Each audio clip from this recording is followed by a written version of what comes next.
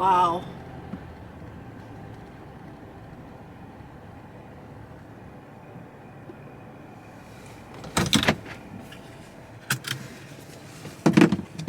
Come on, sweetie.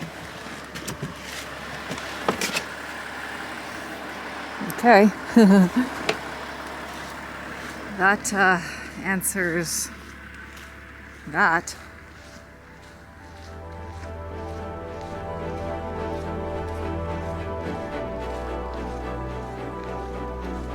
I guess I'm not getting up to the cliff. Wow.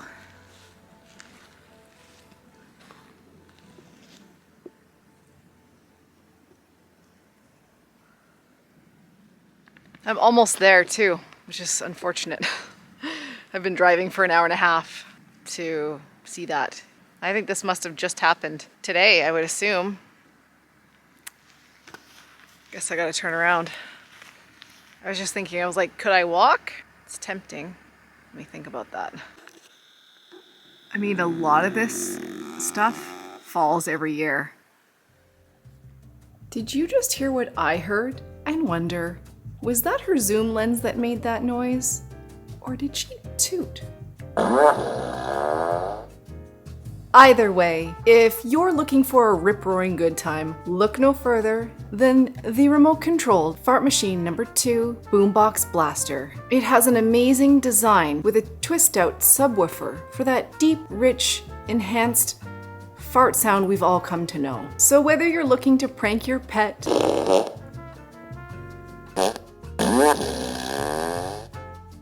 or just have a little fun yourself,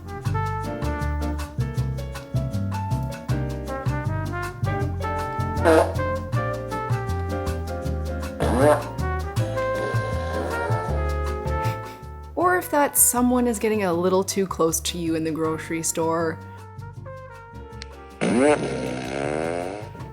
look no further. I can't recommend it enough. There's a fart sound that'll work for you.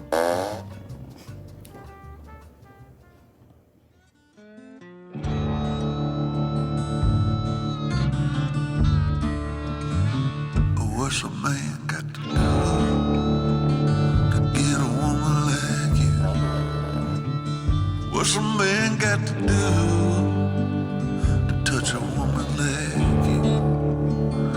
What's a man got to do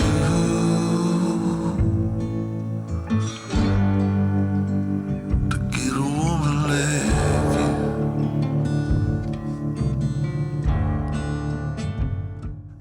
If it wasn't raining, which is not pouring, but it's drizzling, and I kind of have a heavy pack, you know, of all camera gear and food and water just for a few hours. If I was able to stay the night tonight, I would. And then plus I don't have anywhere to park my truck. That's the other thing that's really like safe, that I would trust to leave my truck just randomly somewhere. Something else we could do just while we're out here is go treasure hunting down the bank. So I might do that, and that would give Luna a bit of an adventure, something exciting. Over the years, I've done a lot of treasure hunting along here. Every time I drive home, I kind of pick somewhere to stop, and then I'll just hike down and walk around and see what treasures I can find. So I kind of feel like I've done it, but yeah, obviously there's lots of places I'm sure that still have goodies. Here's as good as any spot. Let's just go down here. It's pretty steep, but you know.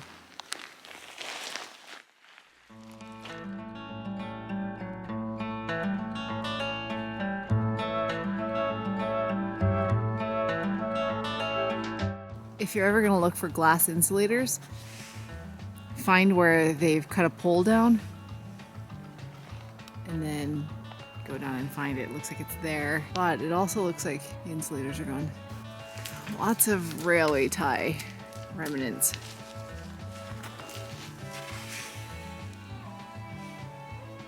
Oh, there's one broken.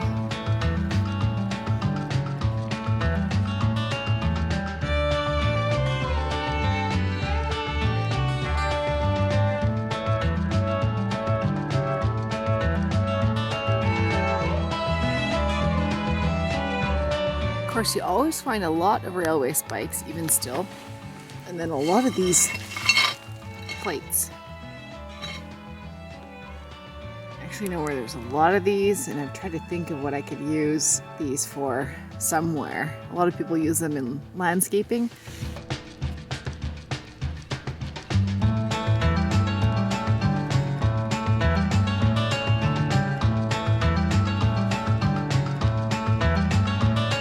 I just heard a big crash in the tunnel, so probably a bunch of ice fell, I'm assuming. It's probably a little bit dangerous to go in there, but I kind of want to see. You know, Luna's nervous because she heard it too.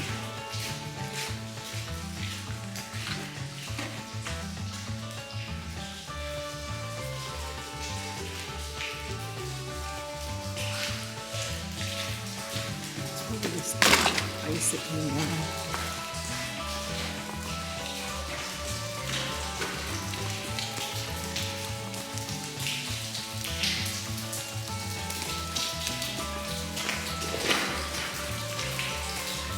There's just ice.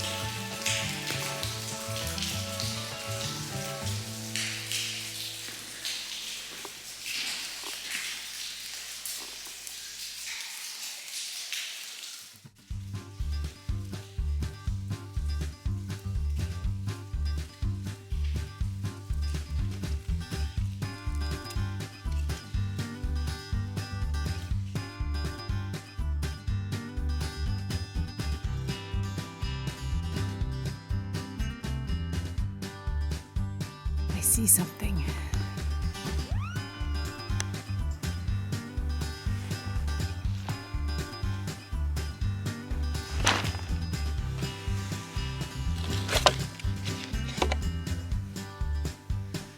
So it's a lid for oil probably, or the railway spikes. We actually found one of these on our property, and we have it kind of tacked up on a tree, and it was a lid for railway spikes. And it had writing on it. This one doesn't have any writing on it, but I am going to take that and make a sign out of it or something.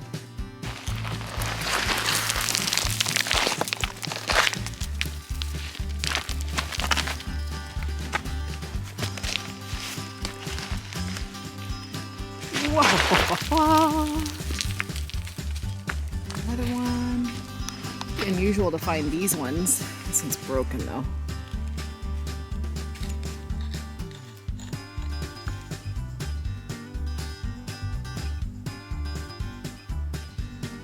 Hi, Luna. There's one.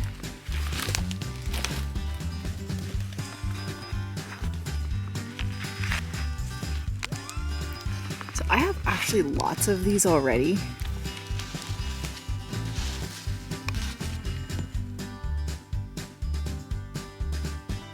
Other places you find stuff, it's raining, other than like the standard railway spikes and like the really common things, is where they've built the tunnels and the rock walls and the trestles, because they would have stayed there for long periods of time while they're working. And so supplies get brought in there, and then people just toss things down the bank. So there's rock walls that I can, here's a rock wall. Also some, ooh, so what's that? That, and then these two. Moose? No. Deer. Just deer, I think. Too small for moose. Or elk? I don't know. I'm not a wildlife specialist.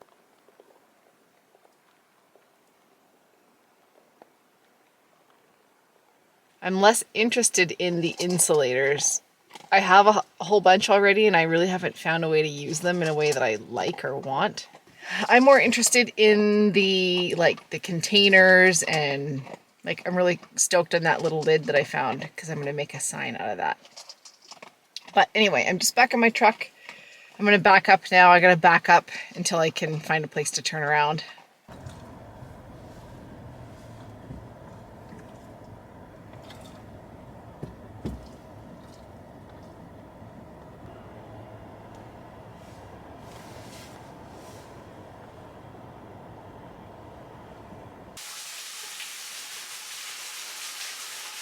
think I've actually honestly seen this before. I've walked this before.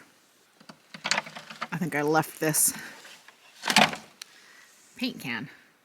I see another one down there. I'm gonna go look at it.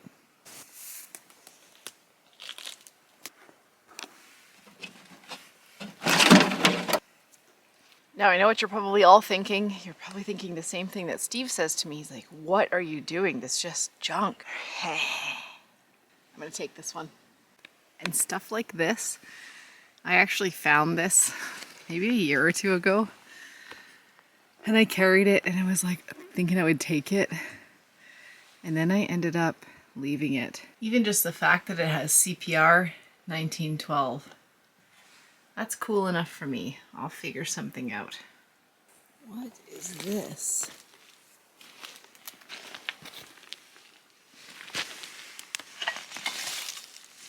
Oh.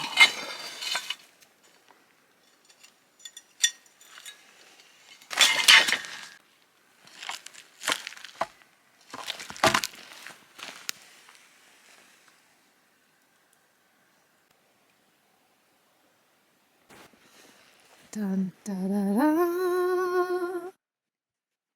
Hi, Luna.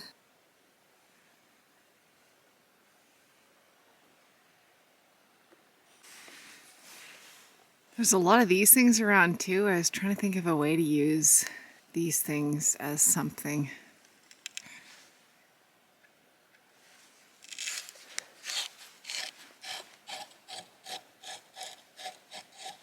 Cracked.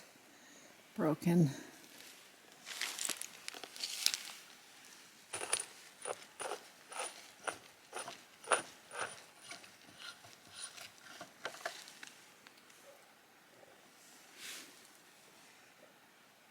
That's good. Trying to see if there's any initials engraved in this rock wall.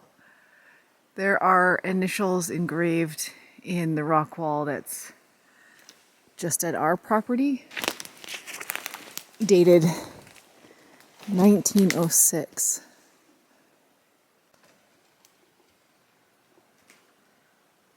I don't see any. I had to, it's quite the rat's nest.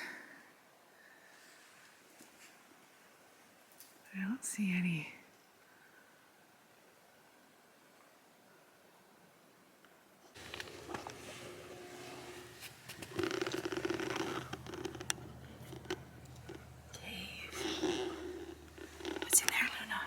What's in there?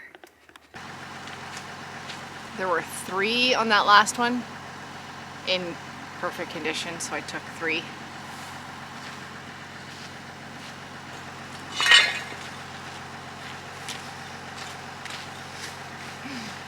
And I'm taking this too. Okay, so here's all my loot. I know it looks like a big old pile of junk, and it kind of is in a way, but I have an eye for junk, and I like to use junk and salvage things, and I will find purposes for all of these things in unique little ways. And I think one of the things that excites me the most about this kind of stuff is that there was somebody's hand however many years ago, say it was 100 years ago, that thing was thrown down that bank. Someone's hand touched it, and it has never been touched since, until my hand touched that down this bank and brought it back to life. I think there's just something special in that, and that's kind of why I like this treasure hunting and finding these materials and repurposing them. So yeah, I'm excited to find little ways to use these for. Okay, so this stupid dog food cabinet has been so much more of a headache than I can even describe, and as of this moment, it is still not 100% done.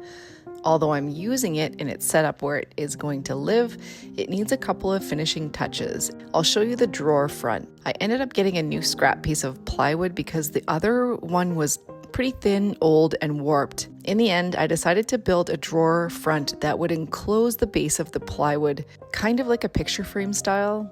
To do that, I needed to route out a groove in that picture frame for the plywood to rest in. Then I wanted to just finish off using, obviously, that similar looking wood, whatever I had, which was kind of all the scraps left over. And I would fill in the middle with that. I laid them out and kind of like the diagonal pattern, so that's what I ended up going with. I also really liked the look of the different depths of those scraps, so I replicated that by ripping them all on the table saw at different thicknesses. I painted the plywood black so that any gaps would have a black background as the wood would shrink. I cut all the pieces to fit, sanded them, and then just glued them on.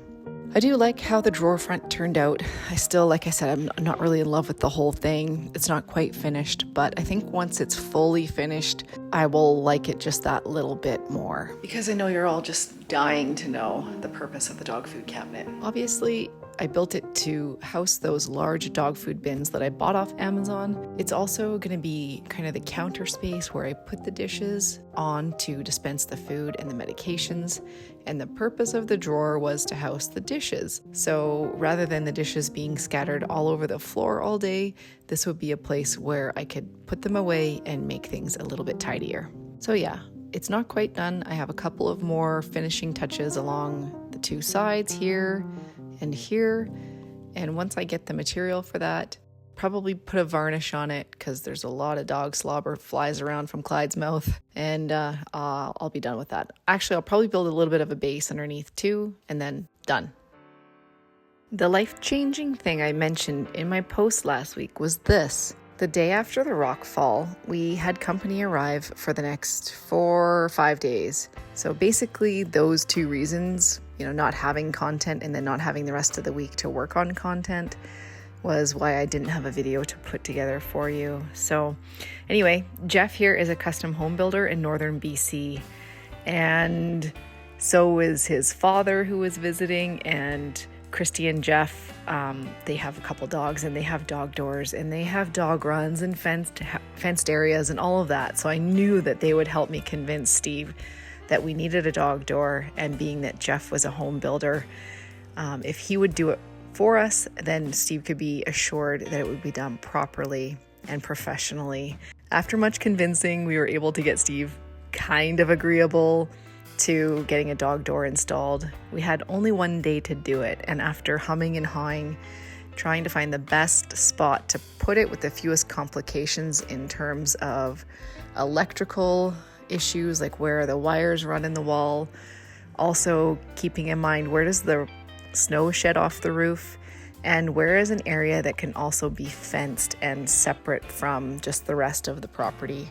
So putting it in the office was where we chose. And yeah, so hopefully the plan is to get the dogs to learn that we have a dog door and fix up that side of the house. The earth there gets really wet in the spring, and it can be kind of just wet and muddy. So we have plans to kind of try and fix up that area and make a bit of a fenced space. And yeah, this will make a big difference for us for when we're both home and away, and just make life easier for both the dogs and us. So really excited to get this done. There you go, buddy. Good job. Hi, Lenny. Good girl, Luna. Good boy, Norton. Good job. Good job. Good job.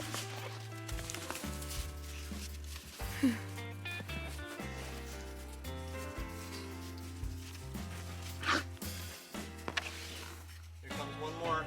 Hi, Clyde. Good boy, push it. Come on, Clyde. Good boy. Good job. Yay. Woohoo. All right, the last thing I kind of need to talk about, just because I said that I would fill you guys in, and this is kind of annoying. I really don't want to talk about this, but I feel like I had the hook out, you guys bit onto it, and I feel like it's only fair to reel you in, take out the hook, and let you swim away. To do with the allergies thing. So it's kind of a long story. I'm gonna try and make it kind of short. So for those of you that don't know, I was thinking I was having some allergies to the dogs. Something in this house was causing me to have some pretty significant irritability around my face, like my eyes. Most annoyingly was my eyes. I'd wake up in the morning and my eyes would be so swollen and itchy and watery that like for the first 4 or 5 hours of the day, it was really debilitating. And I would take allergy medication also because I'd have some sinus stuff too, sneezing and runny nose and a bit of congestion. Things got better when I travel, when I'm away from this house. So I knew it was something in this house that was causing it. But the last time I went and stayed out at the cliff, I was like, I'm around Luna, and I had no problems that next day after I spent the night.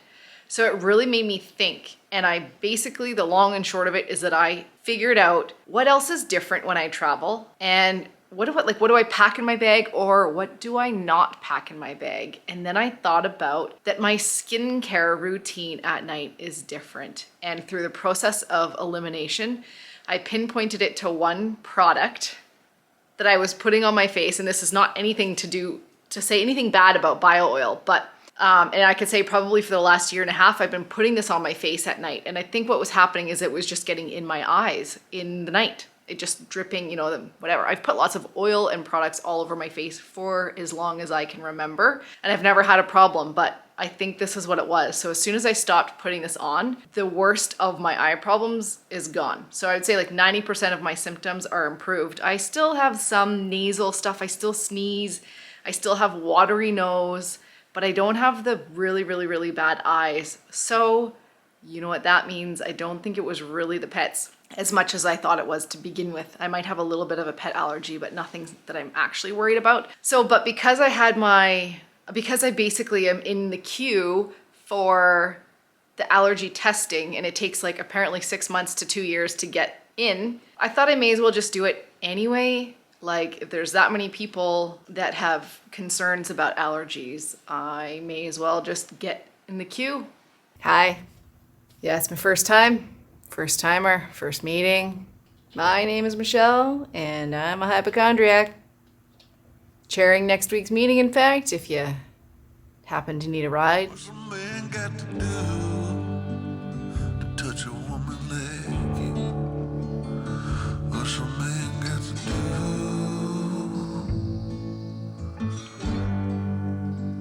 to get a woman like you?